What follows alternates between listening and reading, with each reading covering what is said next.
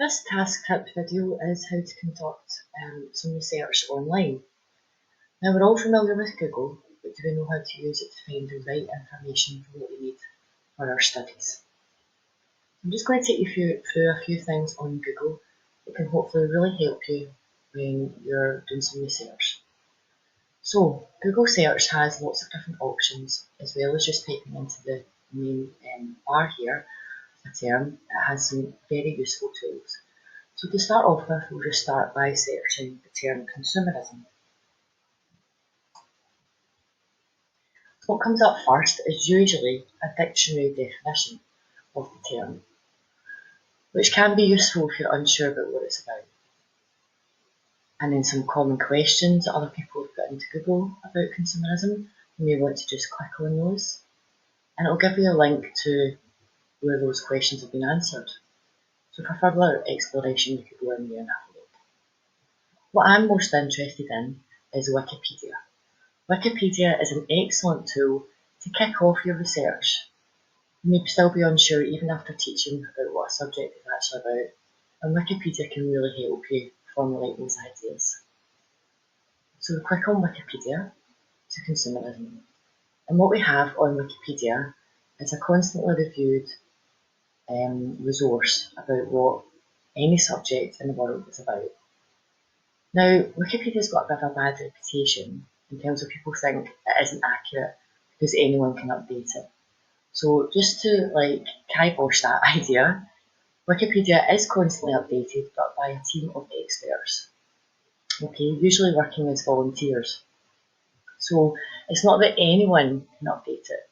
It is a democratic, open education resource that we can use. But did you know in Wikipedia it's got references all the way through? So that's what we're interested in. So this statement here has a 1 after it. And if we click on there, it tells us where that information came from. Okay, so it came from a journal of global marketing. So we could then click on that and use that in our academic work. Okay. Furthermore, it gives you more information on every single aspect of it: history, origins, criticisms of consumerism.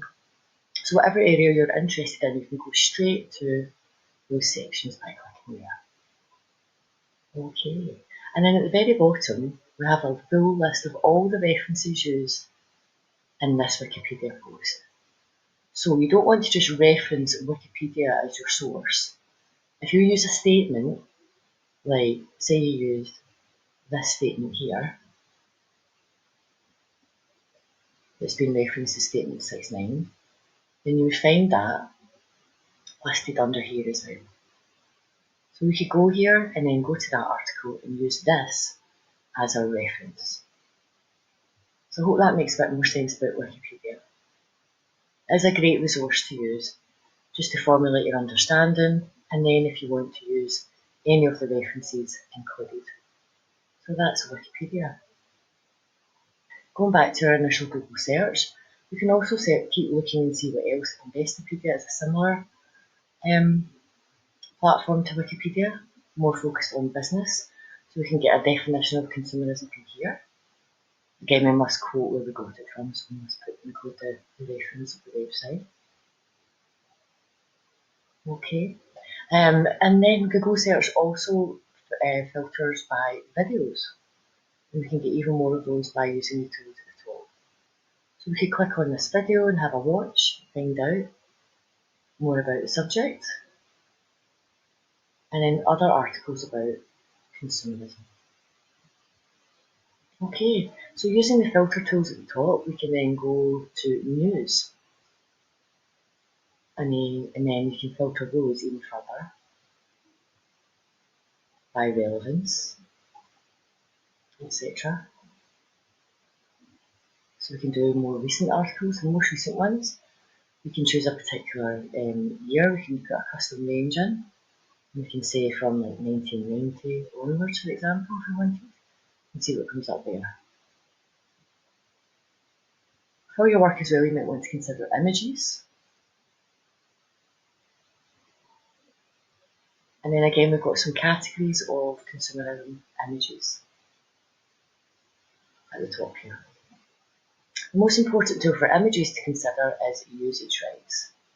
For us at college, the last three here, labelled for reuse, labelled for non-commercial reuse with modification, and labelled for non-commercial reuse. These are the ones we really want to think about using for our studies. So this one, for example, we could use. So sometimes the images in this particular filter are not exactly what you want. And if you use images straight off the internet without using any usage rights filter, you must say where we got the image from. Okay, so that is images. And then we can also go straight to finding all our videos. What will usually link us to YouTube. And we'll do more about YouTube in another past tips video. So I hope that helps to explain how to think about your research and the filter tools that you can use. The most important thing to consider is, what is the source? What is the date of the source? What authority does the source have? If it's just someone's opinion on a blog, or if it's a newspaper or a journal or something like that, they're going to have more credibility, for example. So just have a think about how you're searching online and where you're using, what sources that you're using for future work.